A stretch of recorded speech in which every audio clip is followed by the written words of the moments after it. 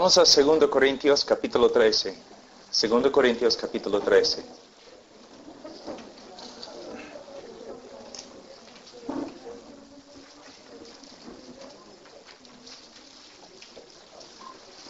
Nosotros sabemos que la iglesia acá, los Corintios, era una iglesia muy dotada. Muchos dones, conocimiento, pero muchas veces la iglesia no caminaba como una iglesia de Cristo. Los creyentes o las personas, los miembros de la iglesia, no se portaban como creyentes. En la primera carta, Pablo escribe a la iglesia reprendiendo a muchos hermanos, a muchas personas que estaban dentro de la iglesia. Se enojaron un poco con Pablo. Algunos profetas falsos habían entrado en la iglesia enseñando a todos que Pablo ni era un apóstol. Entonces Pablo escribe la segunda carta para arreglar las cosas con la iglesia. Pero todavía Pablo está preocupado por las personas que se reúnen en esta ciudad. ¿Por qué? Porque dicen que son creyentes, pero no están viviendo como creyentes. En el día de hoy es algo normal en el oeste, entre los evangélicos. En mi propio país, 65% de las personas se crean renacidos, cristianos. Pero nosotros, somos un país muy inmoral. En el día de hoy hemos bajado los estándares del Evangelio y hemos cambiado el Evangelio. Hemos reducido el Evangelio de Cristo a nada más que algunas leyes espirituales. ¿No? Hay personas que caminan en los Estados Unidos, Sudamérica, aquí en Europa, creyendo que son creyentes simplemente porque una vez en su vida tomaron una decisión, pero su vida nunca cambió. Nunca. Son personas bastante engañadas. Aquí hay como 100 personas. No soy profeta, ni hijo del profeta, de un profeta. Pero te digo, hay personas acá esta noche que no conocen a Cristo. En un grupo de este tamaño siempre es así. Especialmente entre los jóvenes. Hay personas aquí que no son salvos. Y lo saben. Hay otros que se creen salvos, pero están engañados. Y hay creyentes de verdad acá. Bueno, yo no puedo mirar dentro del corazón de cada persona, pero de una forma no tengo que hacerlo. ¿Por qué? El creyente verdadero se conoce por sus frutos. Nosotros somos salvos solo por medio de la fe, no por las obras, solo por medio de la fe. Pero una persona que de verdad es cristiano, esta persona ha sido renacido. Dios ha hecho una obra sobrenatural en su vida. Cuando una persona viene a Cristo por medio de la fe, es el resultado de una obra sobrenatural de Dios. Es una obra tan natural como la misma creación, tan supernatural como la misma creación del universo. El hombre nace con un corazón corrupto, adámico, caído. El hombre nace con un corazón que aborrece a Dios. Pero Dios, a través de la predicación del Evangelio y la obra del Espíritu Santo, Dios puede cambiar el corazón de una persona. Pero esta persona con un corazón nuevo, un corazón cambiado, no solamente se arrepiente y no solamente cree, sino también sus afectos cambian. Antes de conocer a Cristo, una persona ama al pecado, pero después de conocer a Cristo, una persona aborrece el pecado.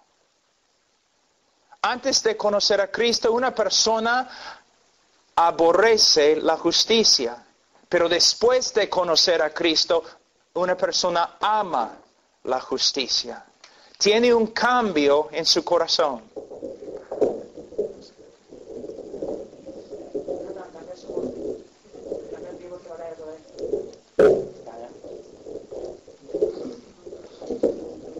Amén. Tengo una pregunta. ¿Tu corazón ha cambiado? ¿Amas la santidad? ¿Aborreces el pecado? ¿Te estás alejando más y más del mundo y acercándote más y más a Dios? Mira lo que Pablo dice.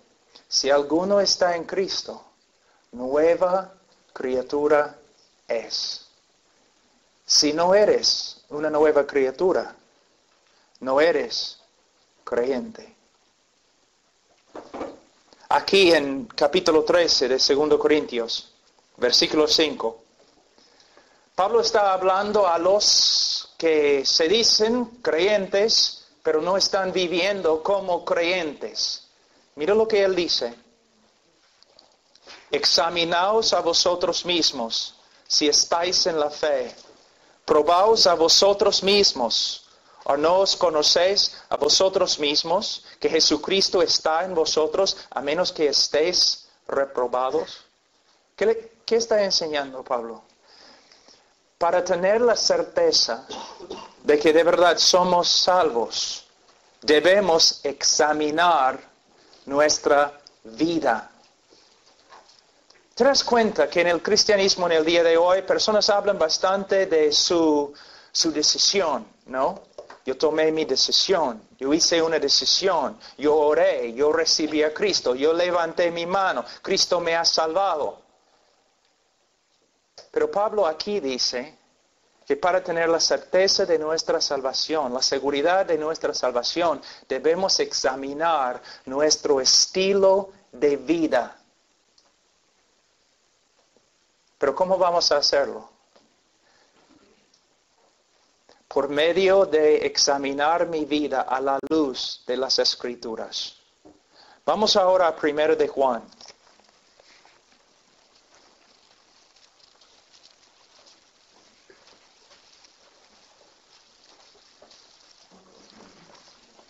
Primera de Juan, capítulo 5.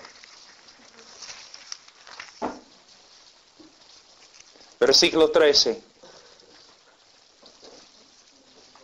Primera de Juan 5, versículo 13. Estas cosas os he escrito a vosotros que creéis en el nombre del Hijo de Dios, para que sepáis que tenéis vida eterna y para que creáis en el nombre del Hijo de Dios. Estas cosas. Cuando esta frase se refiere a todo el libro de Primera de Juan.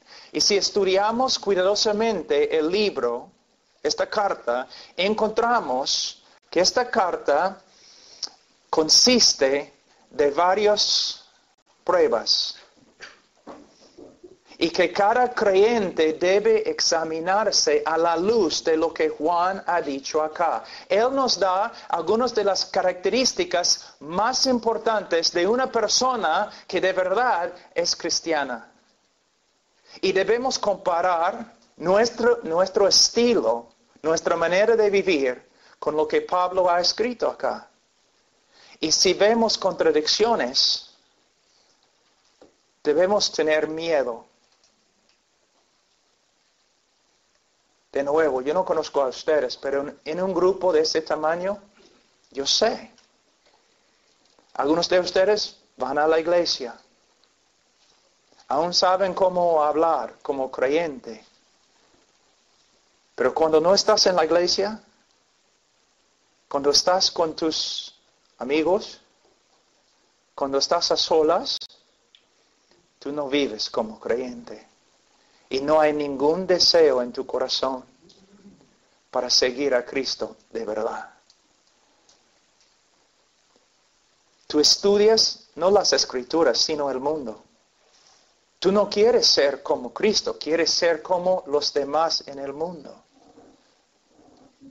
Tú no aprendes de Cristo, sino aprendes de ellos. Estás engañado. Y si mueres esta noche vas a ir al infierno. Es un asunto muy serio, muy serio. Hay tantas personas en este mundo, tantas personas dentro de los evangélicos que se creen salvos, pero no son salvos. Y hay personas aquí, engañadas. Nunca debemos olvidarnos lo que Cristo dijo. Por sus frutos los conoceréis. Por sus frutos. No por medio de lo que sale de la boca. No por medio de su confesión. Porque muchos van a acercarse a Cristo en el día de juicio y van a decir, Señor, Señor. Y el Señor va a decir, apártense de mí.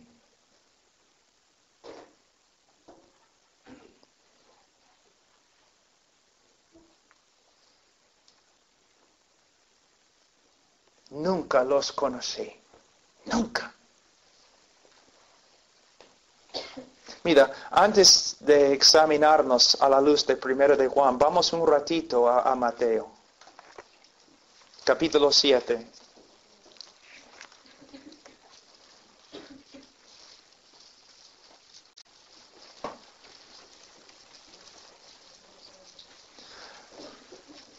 Mira, todos sabemos que Cristo era una persona llena del amor de Dios. Él amaba a los pecadores más que nadie. Ninguna persona puede acusar a Cristo de no tener amor en su corazón. Cristo vino a este mundo porque Él amó al mundo. Él murió por el mundo. Pero mira lo que dice. Él nos dice palabras bien fuertes. Bien fuertes. Él dice en versículo 13 de capítulo 7, entrad por la puerta estrecha, porque ancha es la puerta, espacioso el camino que lleva a la perdición. Mira, a la perdición. ¿Sabe qué? Casi si no fuera por las enseñanzas de Jesucristo, casi no tendríamos ninguna información acerca del infierno. Si estudias el Antiguo Testamento, casi no habla del infierno. Las epístolas de los apóstoles no hablan mucho del infierno. Casi toda la enseñanza que tenemos en la Biblia acerca del infierno proviene de Cristo Jesús. ¿Te das cuenta? A veces personas hablan mal de mí diciendo, habla del infierno bastante. Cristo habló del infierno más que del cielo. Cristo habló del infierno más que los apóstoles y los profetas, más que todos los demás en las Escrituras juntos. Yo no puedo decir que les amo si no les digo la verdad. Que no les digo que algunos de ustedes están en peligro. Un peligro grave, irrevocable. Un peligro eterno. Él dice, entrar por la puerta estrecha, porque ancha es la puerta y espacioso el camino que lleva a la perdición. Y mira, y muchos son los que entran por ella. Porque estrecha es la puerta y angosto el camino que lleva a la vida, y pocos son los que la hallan. ¿Qué está enseñándonos? ¿Está enseñándonos que podemos ser salvos por medio de las obras? No. ¿Podemos ser salvos por medio de nuestra manera de vivir? No. Jesús claramente enseñaba que el hombre puede ser salvo solamente por medio de la fe. Pero aquí Él está enseñándonos algo muy importante. Los resultados de una fe verdadera. Una persona que de verdad ha creído en Cristo para la salvación, no va a caminar en este camino espacioso, sino va a caminar en un camino bien marcado por la voluntad de Dios, por la palabra de Dios. En el día de hoy yo veo un problema muy grande. Hay cristianos que dicen, o se dicen cristianos, que dicen, amo a Cristo, Cristo es mi Salvador, pero ellos caminan como un estilo de vida en el camino espacioso. Viven como el mundo. No se nota nada de santidad en su vida, nada de separación, pero caminan en el mismo camino con el mundo. Y no sé cómo es en España, pero en Estados Unidos rara vez se encuentra un pastor que habla en contra de lo que están haciendo. No sé si temen a los hombres, que no quieren perder sus iglesias, no sé. Pero tenemos un montón de evangélicos que están diciendo, soy cristiano, pero viven como el mundo. Hablan de las cosas del mundo más que las cosas del Señor. Aman al mundo, se nota en sus caras, en su manera de vivir. Cristo dice que no. Una de las evidencias de que de verdad has creído en Él es que no vas a caminar como el mundo, sino que poco a poco Él te va a cambiar, te va a transformar. Él dice, ahora, versículo 13 y 14, es muy importante entender estos dos versículos en su contexto. Porque muchas personas piensan que Jesús está diciendo lo siguiente, que la mayoría de las personas en el mundo son ateos, agnósticos, otras religiones. La mayoría de las personas son así y van a ir al infierno. Pero hay un grupo pequeño que se llaman evangélicos o cristianos y ellos van a ir al cielo. Eso no es lo que él está diciendo. No. ¿Qué está diciendo? Él está diciendo, entre las personas que se dicen cristianos, entre las personas que confiesen mi nombre diciendo, Señor, Señor, entre este grupo, pocos van a encontrar el camino de vida. Yo puedo probar qué es lo que dice. Mira, estamos aquí, capítulo 7, mira lo que dice en 21. No todo el que me dice, Señor, Señor, entrará en el reino de los cielos, sino el que hace la voluntad de mi Padre que está en los cielos. No, mira, en hebreo, cuando quieres enfatizar algo, solamente repites la misma palabra. Por ejemplo, en Isaías 6, Dios es santo, santo, santo. Aquí, mira lo que está diciendo. No todo el que me dice, Señor, Señor. Cristo está diciendo, no todas las personas que enfáticamente claman, soy el Señor. Entre ellos, muchos no van a ser salvos. Los que confiesen que Cristo es el Señor, muchos de ellos no van a ser salvos. ¿Tu confesión de fe, quieres saber lo que vale? 0. Si solamente tienes una confesión de fe, tu confesión de fe no tiene ningún valor. Porque mira lo que dice. No todo el que me dice, Señor, Señor, entra en el reino de los cielos, sino el que hace la voluntad de mi Padre que está en los cielos. ¿Haces la voluntad del Padre?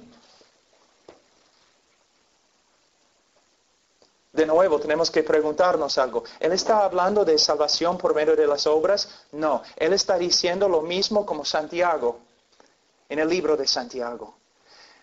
Que si una persona de verdad cree en Cristo y tiene una confesión verdadera, se va a manifestar en su manera de vivir. Su estilo de vida va a reflejar obediencia a la voluntad del Padre.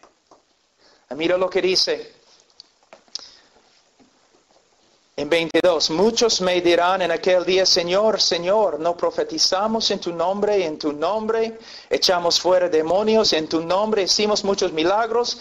Versículo 23, mira lo que dice. Entonces les declararé, nunca os conocí. Tú dices que tú conoces a Cristo. Está bien. ¿Cristo te conoce? Si yo voy a la Casa Blanca esta noche y digo, quiero entrar, ellos no van a permitir que yo entre. Si digo, bueno, pero yo conozco Barack Obama, yo lo conozco, todavía no voy a entrar. Pero si Barack Obama sale de la Casa Blanca y dice, yo conozco a Pablo Washer, yo voy a entrar. Tú puedes decir todo el día que tú conoces a Cristo, pero ¿Cristo te conoce?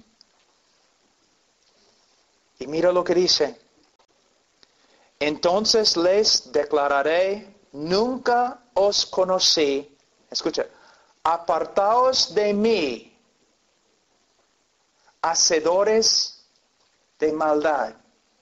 Esta palabra proviene de una palabra griega que es muy importante. Anamas. A significa no. Namas. Ley. Sin ley. Lo que Cristo está diciendo, y escucha muy bien.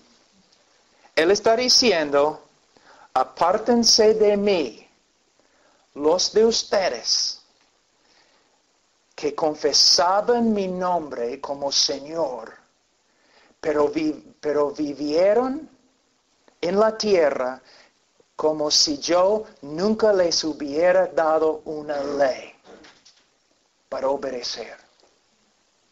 Muchos de ustedes, soy cristiano, pero ni saben lo que son las leyes de Cristo. No les importa. De verdad, no les importa. Cristo está diciendo, tú dices que eres mi discípulo, pero tú vives como si nunca te hubiera dado una ley para obedecer. Tú vives como quieres. Tú haces todo conforme a tus pensamientos. Todo conforme a la carne, todo conforme a lo que el mundo está haciendo, tú haces lo mismo, pero dices que yo soy tu Señor. Es una mentira, apártate de mí. Algunos de ustedes en este cuarto, si mueren ahora, van a escuchar lo mismo. Porque tienen una fe que no produce ningún fruto.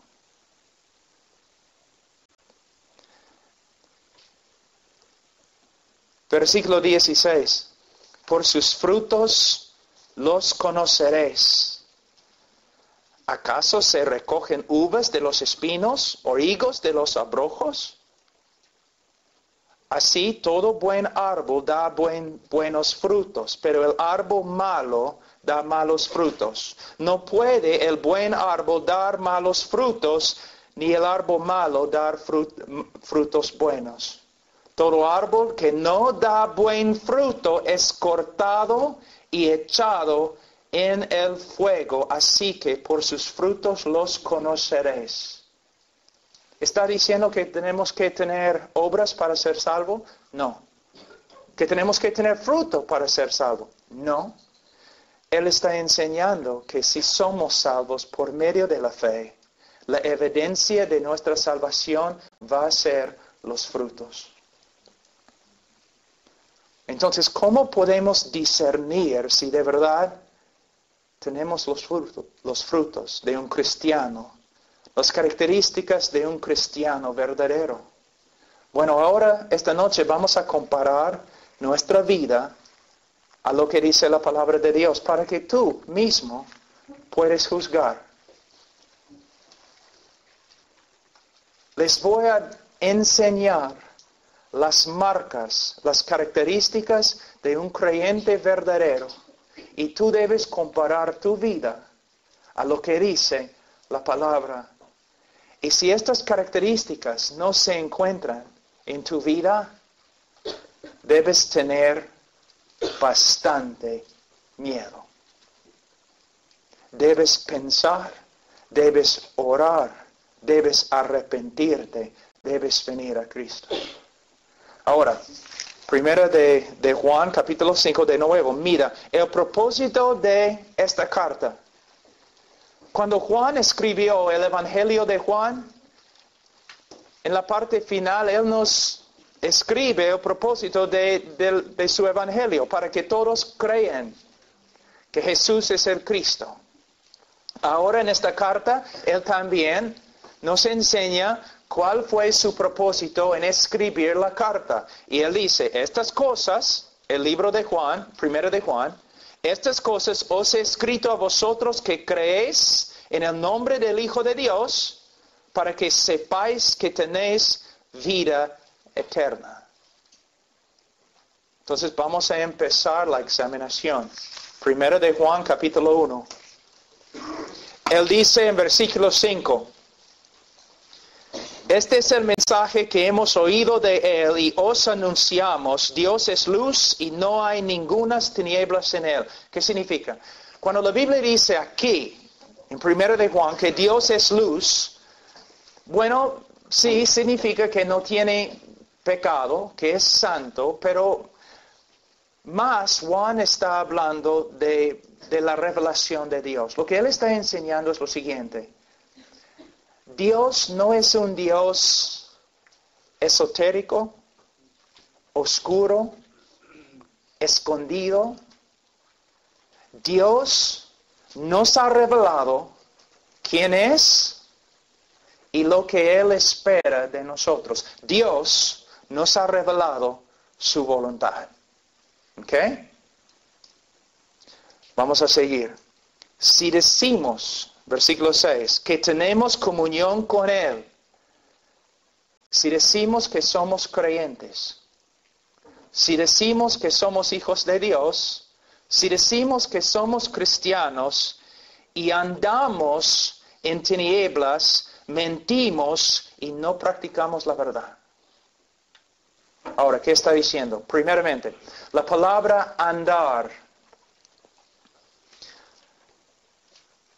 proviene de una palabra griega, peripateo, que pateo significa caminar. Peripateo significa caminar por todos los lugares. El verbo también se encuentra en el tiempo presente, muy importante, significa continuación. Lo que Juan está enseñando es lo siguiente. Si decimos que somos creyentes, pero vivimos como un estilo de vida, ¿no? Vivimos de una manera que contradice lo que Dios nos ha revelado acerca de sí mismo, que contradice lo que Dios nos ha revelado en su ley. Mentimos cuando decimos que somos creyentes. ¿Me entienden? ¿Claro? ¿Mi español está bien? Si decimos que somos creyentes, pero nuestro estilo de vida contradice lo que Dios nos ha mostrado acerca de sí mismo y acerca de su voluntad, mentimos cuando decimos que somos creyentes. Ahora, hay que entender este pasaje. Él está hablando de un estilo de vida. ¿Qué significa? Si tú me sigues con una cámara así, clic, ¿no? Este tipo de cámara que toma solamente una foto, ¿no? Entonces tú puedes estar detrás de mí todos los días. Y un día, cuando me enojo o algo así, o no tengo paciencia con mis hijos o algo así, tú puedes tomar la foto, clic. Y tú puedes decir a todo el mundo, basado en este texto, Pablo Washer no es cristiano. Mira su cara, tanto enojo, impaciencia, mira. Pero no sería la verdad. No es una evidencia buena de verdad cómo soy. Has tomado solamente una foto. Pero si tú me sigues un año, 24 horas al día con una cámara de video, entonces vas a ver no un momento en mi vida, sino un estilo de vida. Y en este año, aunque soy creyente, vas a ver que sí, fallo, peco, tengo que luchar contra el pecado, vas a ver eso. Pero en mi estilo de vida vas a ver un hombre diferente que un mundano. Un hombre que vive conforme a la voluntad de Dios, con su estilo de vida. No perfectamente, no. Todos nosotros pecamos. Pero vas a ver un cambio. Si comparas mi vida con la vida de un incrédulo, vas a ver una diferencia muy grande. Eso es lo que él está diciendo. Si estudias, examinas toda tu vida, tu estilo de vida, y tu estilo de vida diariamente, 1 año, 2 años, 3 años, tu estilo de vida contradice lo que Dios nos ha revelado acerca de sí mismo, su carácter y su voluntad, entonces debes tener miedo.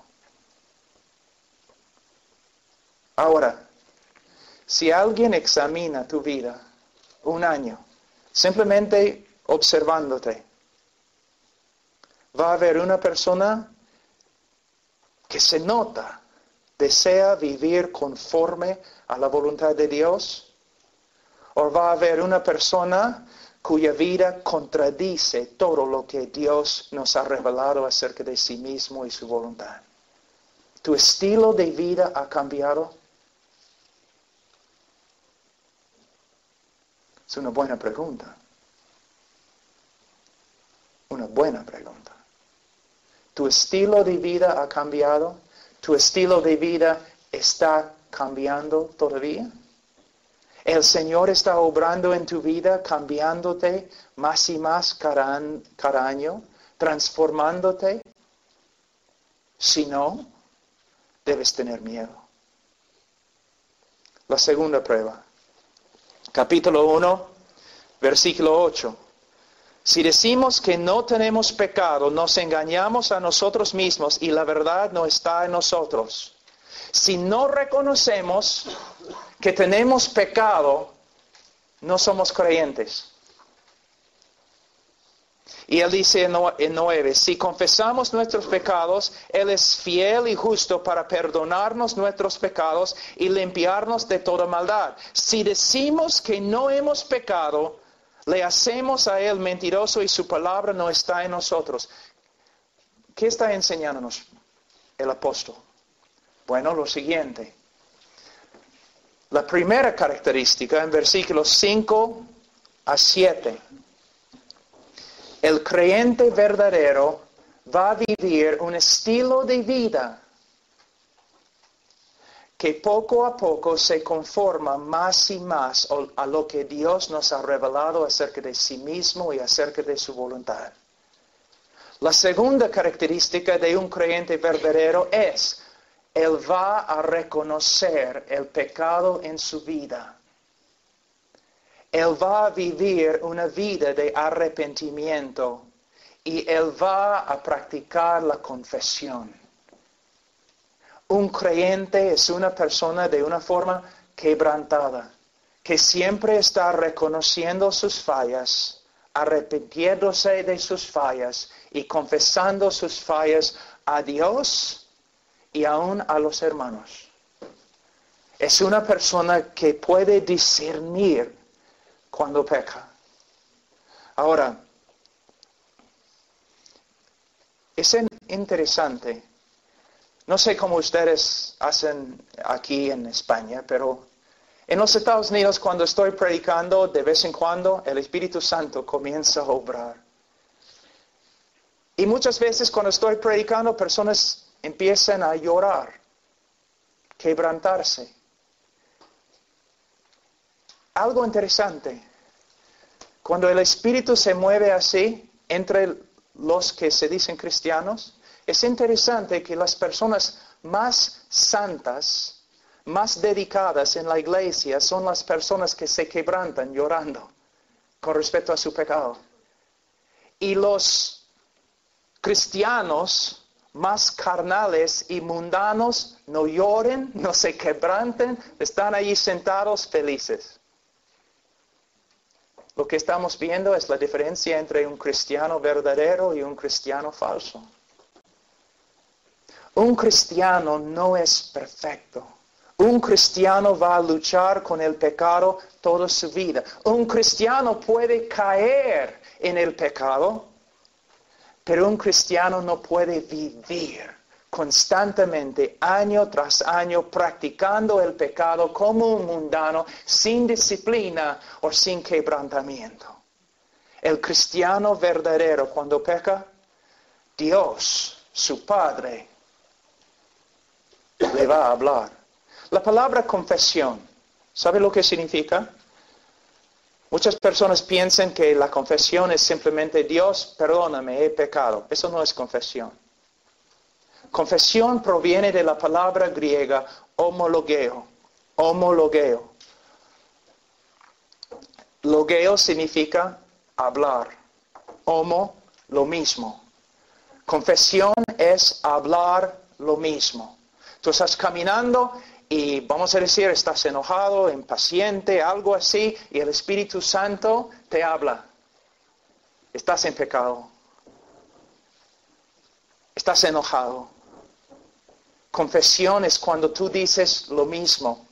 Tú dices, Señor, me has dicho que estoy enojado y impaciente. Señor, tienes razón, estoy de acuerdo contigo. Lo que tú dices de mí es verdad. Yo hablo lo mismo. Yo he pecado. Yo estaba enojado. Perdóname. Esta es confesión. Un creyente, su vida no está marcada por la perfección. Jamás.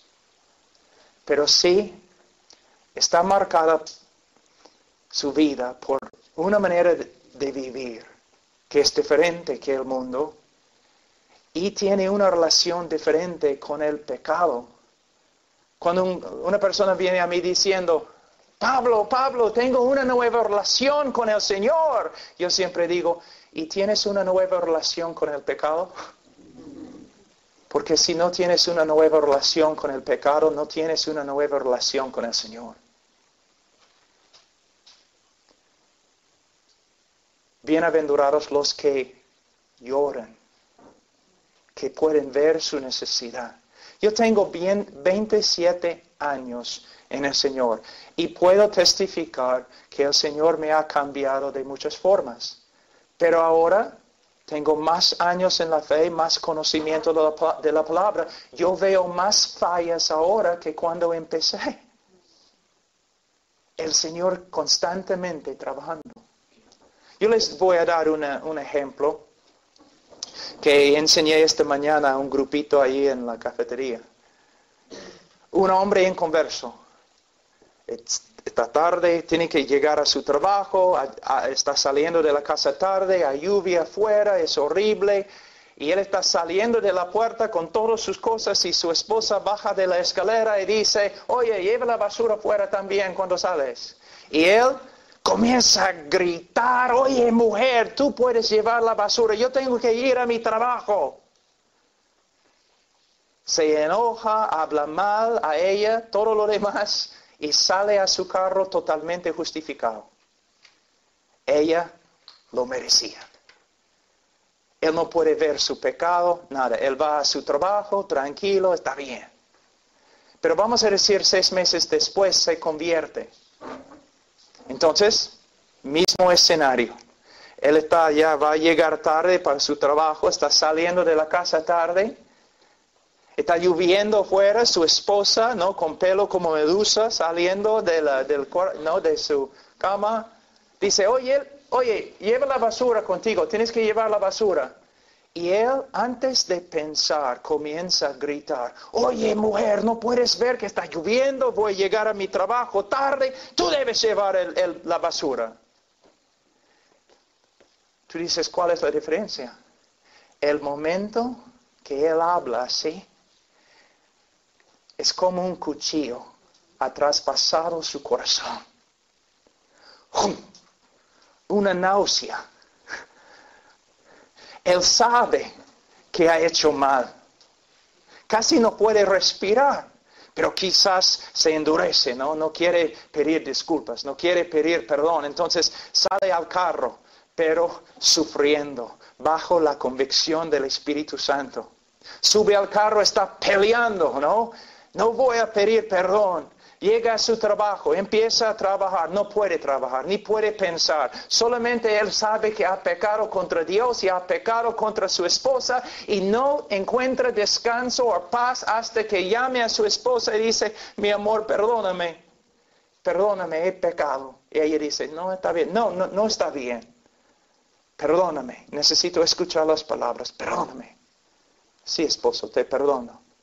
Ya.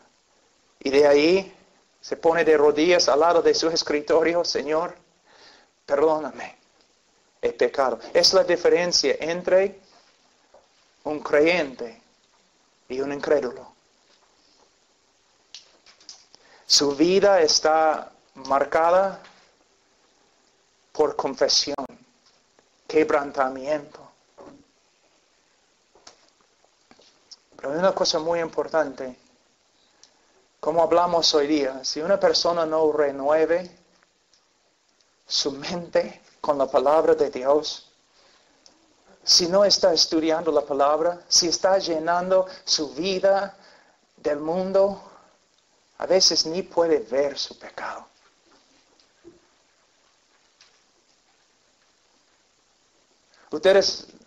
Algunos de ustedes sí, pero la mayoría no sabe cuán difícil es predicar.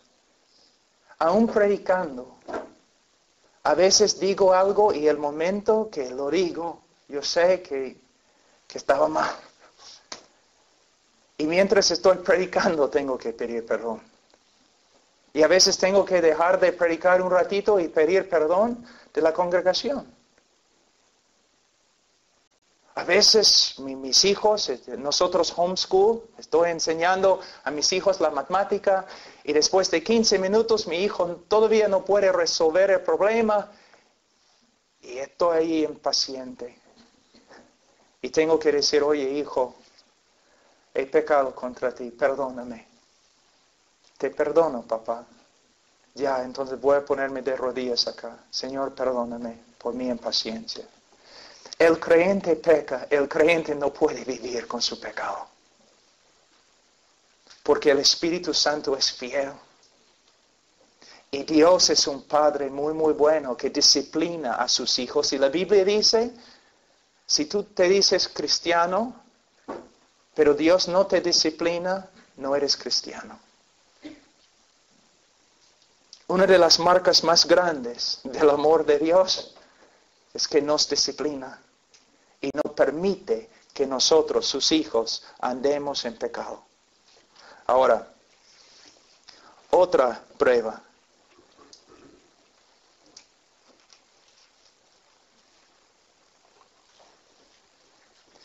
Capítulo 2, versículo 3.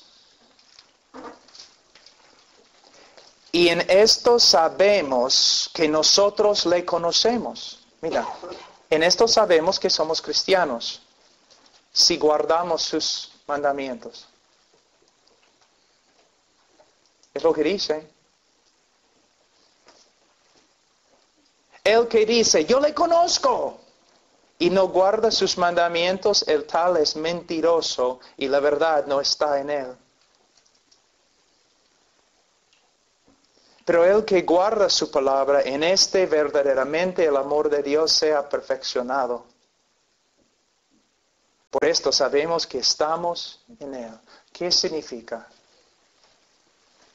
Nosotros sabemos que aún los cristianos más maduros pecan, fallan, tienen debilidades. Entonces, ¿qué significa este texto? De nuevo, tienes que entender que Juan está usando verbos en el tiempo presente. Está hablando de un estilo de vida. Significa que una persona que de verdad es un creyente va a tener una nueva relación con los mandamientos de Dios. Voy a usar mi vida como una ilustración. Antes de conocer a Cristo, yo no quería saber nada de sus mandamientos, de su voluntad. ¿Qué me importa? No voy a leer la Biblia. no intentaba obedecer a Dios, conocer su voluntad. Cuando yo vivía en desobediencia, no me importaba. Un incrédulo. Pero después de convertirme, ¿qué pasó? Una nueva relación con los mandamientos de Dios. Ningún hombre guarda los mandamientos perfectamente, pero el cristiano tiene un estilo de vida que refleja obediencia. Tiene una nueva relación con la palabra de Dios. ¿Recuerdan lo que dije antes? Si una persona viene a mí y dice, tengo una nueva relación con Dios, yo siempre pregunto, ¿y tienes una nueva relación con el pecado? Pero también pregunto, ¿y tienes una nueva relación con su palabra, con sus mandamientos, con su voluntad? Algunos de ustedes saben exactamente lo que estoy diciendo, porque han experimentado lo mismo en su vida. Antes de conocer a Cristo, ustedes no se preocupaban por saber lo que decía Dios. No se preocupaban por entender la voluntad de Dios o obedecer la voluntad de Dios o confesar tus pecados cuando desobedecías la voluntad de Dios. No, pero después de convertirse, ustedes empezaron a tener interés. ¿Qué ha dicho Dios? ¿Qué dice Dios en su palabra? ¿Cuáles son sus mandamientos? ¿Cuál es su propósito para mi vida? ¿Ves?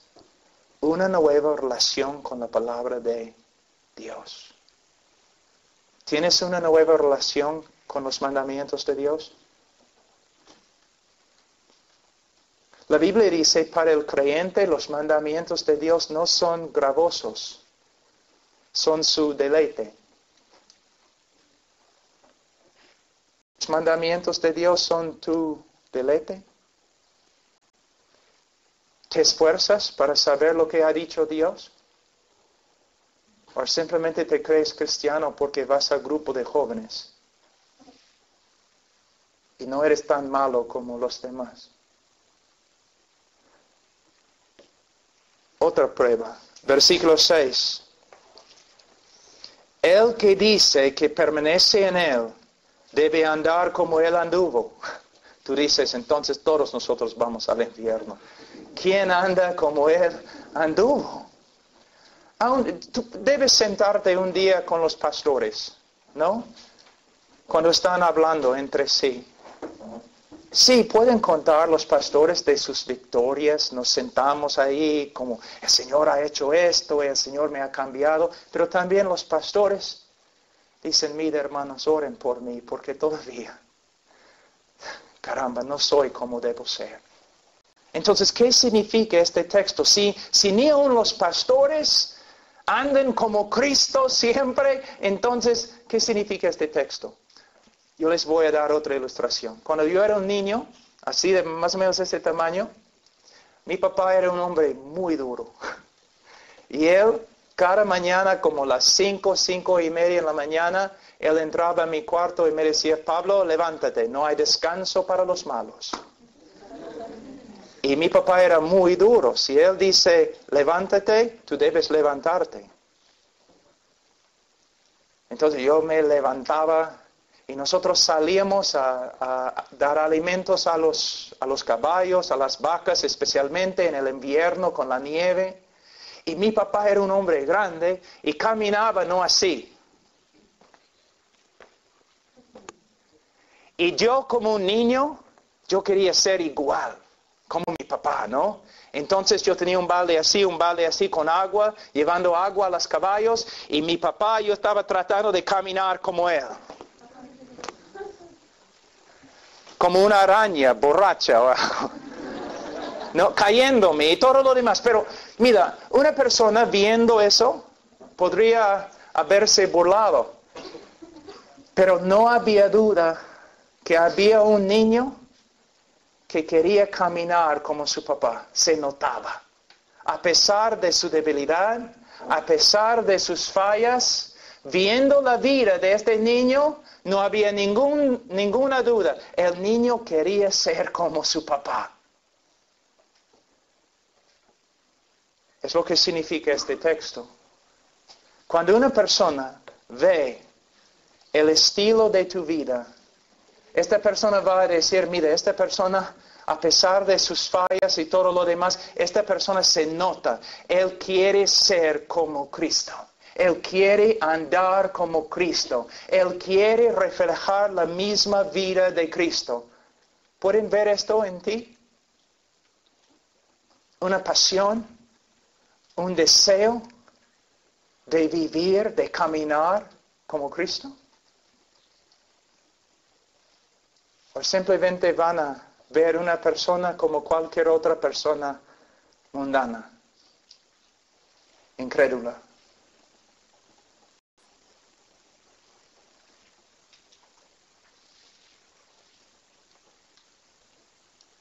¿Eres cristiano? Otra prueba. Dice aquí, versículo 8. Sin embargo, os escribo un mandamiento nuevo que es verdadero en él y en vosotros, porque las tinieblas van pasando y la luz verdadera ya alumbra. El que dice que está en la luz, el que dice que es creyente y aborrece a su hermano, está todavía en tinieblas. El que ama a su hermano permanece en la luz y en él no hay tropiezo. Ahora, ¿quién es el hermano? Bueno, hermano aquí no se refiere a una persona de otra raza. Debemos amar a todas las personas, pero no está hablando de una persona de otra raza, porque de verdad no hay otra raza.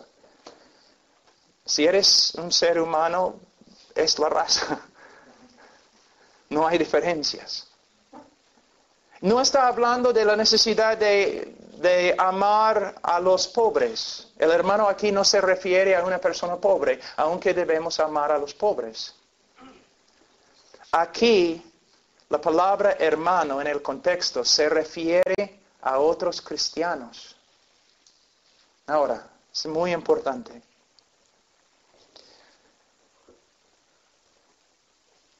¿Buscas comunión con otros cristianos para hablar de Cristo? ¿Buscas ser siervo a otros cristianos en el nombre de Cristo? Yo tengo que tener cuidado aquí porque muchas veces los jóvenes en los grupos en la iglesia, grupo de jóvenes, los jóvenes quieren salir juntos y todo, pero casi nunca hablan de Cristo. El momento que el servicio se acaba, salen a tomar un Coca-Cola o algo así, comer algo, pero no para hablar más de Cristo o la Escritura.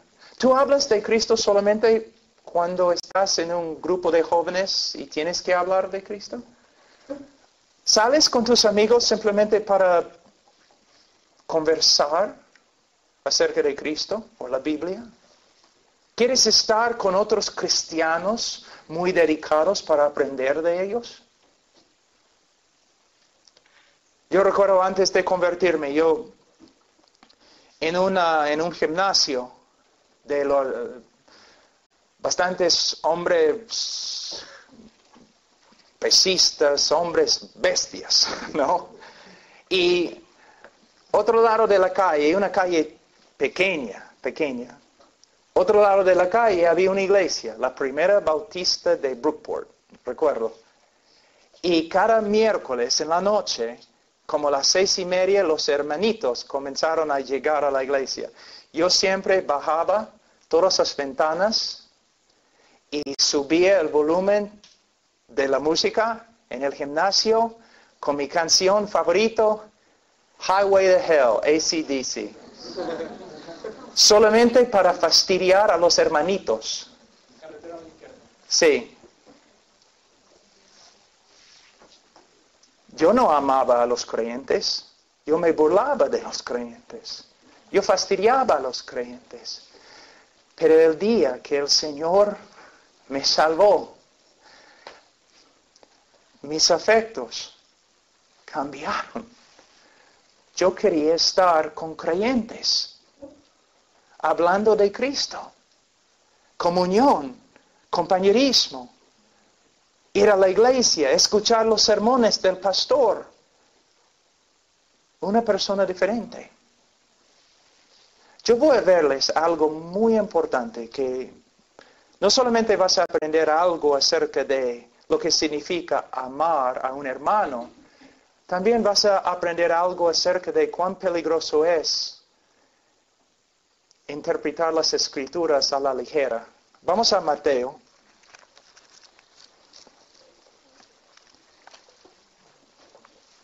Capítulo 25. Versículo 31. Cuando el Hijo del Hombre venga en su gloria y todos los santos ángeles con él, entonces se sentará en su trono de gloria y serán reunidos delante de él todas las naciones y apartará los unos de los otros como aparta el pastor las ovejas de los cabritos. Y pondrá las ovejas a su derecha y a los cabritos a su izquierda. Entonces el rey dirá a los de su derecha: venid benditos de mi Padre, venid benditos de mi Padre, heredad el reino preparado para vosotros desde la fundación del mundo, porque tuve hambre y me diste de comer, tuve sed y me diste de beber, fui forastero y me recogisteis, estuve desnudo y me cubristeis, enfermo y me visitasteis, en la cárcel y vinisteis a mí. Entonces los justos le responderán diciendo: Señor, ¿cuándo te vimos hambriento y te sustentamos? ¿O sediento y te dimos de beber? ¿Y cuándo te vimos forastero y te recogimos? ¿O desnudo y te cubrimos? ¿O cuando te vimos enfermo o en la cárcel y venimos a ti? Y respondiendo el rey les dirá: de cierto os digo que en cuanto lo hiciste a uno de estos mis hermanos más pequeños, a mí lo hicisteis. Muchos ministerios usan este texto como un pretexto, diciendo que en base de este versículo, este texto, debemos cuidar a los pobres, debemos dar alimentos a los que tienen hambre, debemos visitar las personas que han cometido crímenes y ahora están en la cárcel. Mira, debemos hacer esas cosas, pero no es lo que este texto está enseñando. Jesús no está diciendo: mira, yo era un ladrón en la cárcel y me visitaste. Él no está diciendo: yo era un asesino en la cárcel y me visitaste. No. No. Él está hablando de una cosa completamente diferente. ¿Ves? Siempre tú has escuchado el texto interpretado así, ¿no es cierto? Pero lo que Él está enseñando es algo completamente diferente. En la época de los primeros 3 siglos de la iglesia tenía que esconderse en Roma, porque era ilegal ser creyente. Entonces vamos a decir que nosotros somos creyentes como 20 y nosotros salimos al bosque para tener un servicio. Y como medianoche terminamos el servicio y cada uno de nosotros va por su camino a su casa. Y tú vas a tu cama, llegaste a la casa bien, estás durmiendo y de repente alguien toca a la puerta. Tú te levantas y es uno de los miembros de la iglesia. Oye, mira, cuando terminamos el servicio, 2 hermanos que estaban caminando por otro lado, los romanos los han capturado y ahora están en la cárcel. En esta época, si una persona estaba en la cárcel, no recibía comida, ni agua, ni ropa, ni medicina. Si los hermanos fueron capturados, probablemente los romanos los golpearon bien feo, quizás aún con un látigo, y están en la cárcel ahora, quizás al punto de morir, no tienen ropa, no tienen medicina, están sufriendo y necesitan comida y agua. Entonces los hermanos se reúnen de nuevo, como a las 4 de la mañana. Tenemos que hacer algo, los hermanos van a morir. Y un joven en la iglesia cristiano dice, yo voy. Y el anciano dice, está bien, joven, pero tienes que saber algo. Si tú llevas la comida y la medicina y la ropa a nuestros hermanos en la cárcel, los romanos también van a ver que tú eres creyente y probablemente te van a capturar también. Jesús está diciendo, el verdadero cristiano va a ir a la cárcel, va a llevar las cosas, va a arriesgar su vida, porque su amor es tan grande para sus hermanos, así es sus hermanos. Es lo que Jesús está enseñando. Que una de las evidencias más grandes de un cristianismo verdadero es que amas a los demás creyentes. Y tienes la buena voluntad de servir a los creyentes, aunque te cueste tu vida. ¿Puedes ver cómo puedes malinterpretar un texto?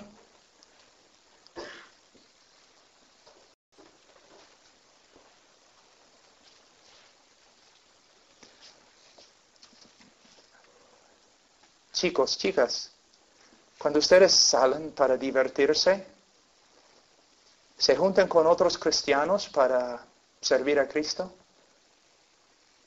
¿Para servirse el uno al otro? ¿Para hablar de Cristo? ¿Qué hacen? A veces se juntan jóvenes una noche en la casa de alguien solamente para tener un tiempo de adoración. Salen juntos a testificar. Vas a la casa de un hermano quizás enfermo. ¿Ves?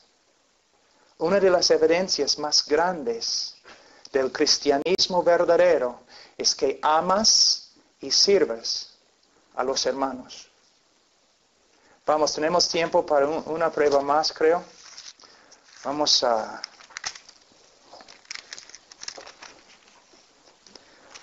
Primero de Juan, capítulo 2.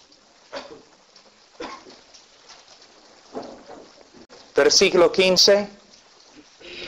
No améis al mundo, ni las cosas que están en el mundo. Si alguno ama al mundo, el amor del Padre no está en él. Porque todo lo que hay en el mundo, los deseos de la carne, los deseos de los ojos y la vanagloria de la vida, no proviene del Padre, sino del mundo. Y el mundo pasa y sus deseos, pero el que hace la voluntad de Dios permanece para siempre. ¿Amas al mundo? ¿Qué es el mundo? Siempre estamos hablando del mundo. ¿Qué es el mundo? El mundo es cualquier idea, sistema, obra, acción, teoría, cualquier cosa que contradice la voluntad de Dios. Les voy a dar algunos ejemplos. Un hombre que trabaja para enriquecerse.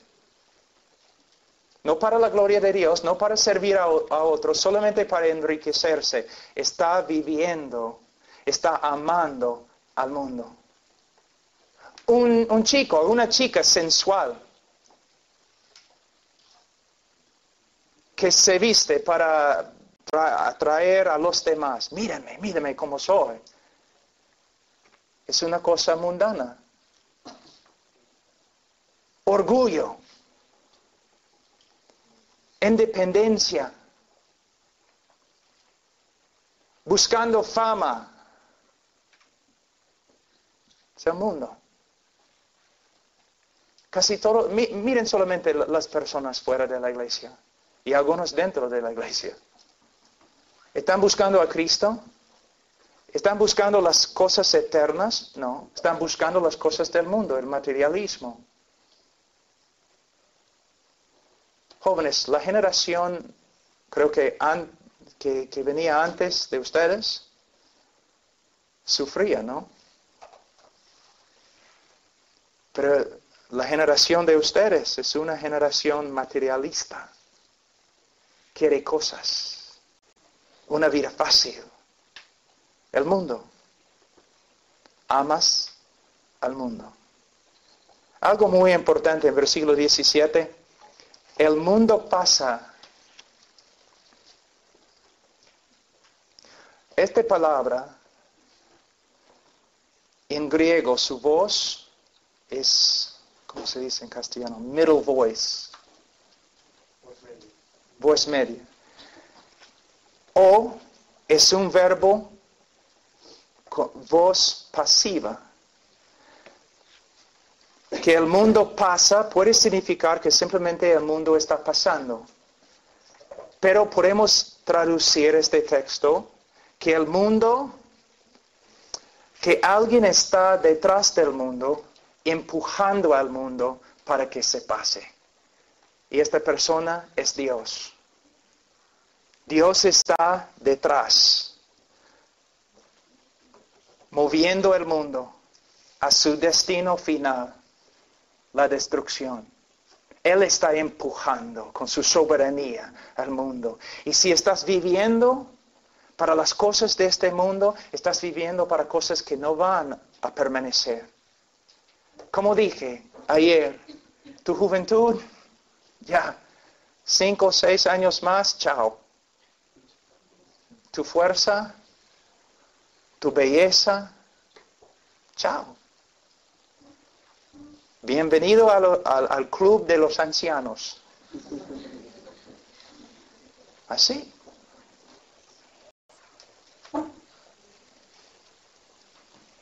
Ahora, todo este libro está lleno de pruebas.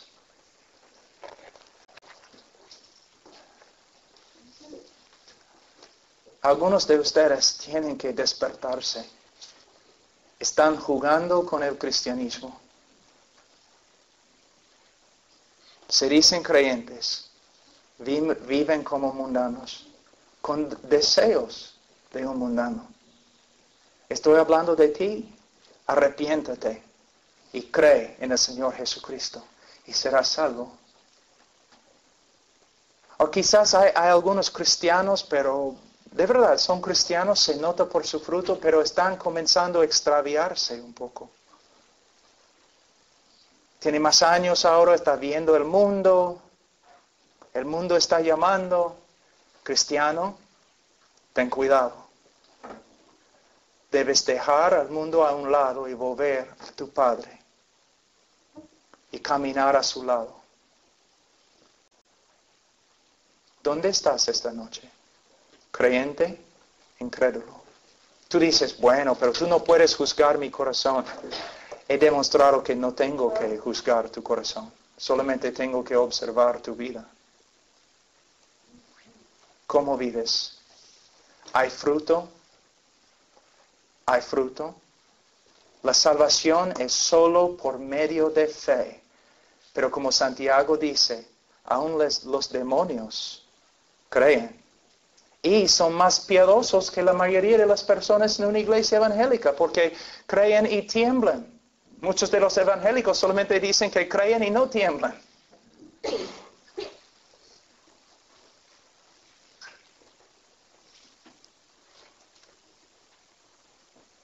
A veces el Señor manda a una persona para que hable contigo. Y muchas veces una persona no elocuente, una persona que ni puede usar bien tu idioma. Pero sin embargo, el Señor te está hablando esta noche. ¿Qué vas a hacer con Cristo? Vamos a orar. Padre Santo, Señor, yo oro por estos jóvenes. Yo sé que hay jóvenes aquí, Señor, que te aman. Hablando hoy día con varios jóvenes, Señor, aún yo podía notar el amor de Cristo en ellos. Pero Señor, no he hablado con todos. Y yo sé, Señor, en un grupo de este tamaño, siempre hay personas que confiesan tu nombre, pero tú no los conoces. Oh Señor, que esta noche el Espíritu Santo, que Él les muestre su pecado y su necesidad de Cristo. Que esta noche sea su noche de salvación. Señor, obra aquí. Y Señor, si hay hijos tuyos extraviándose, Señor,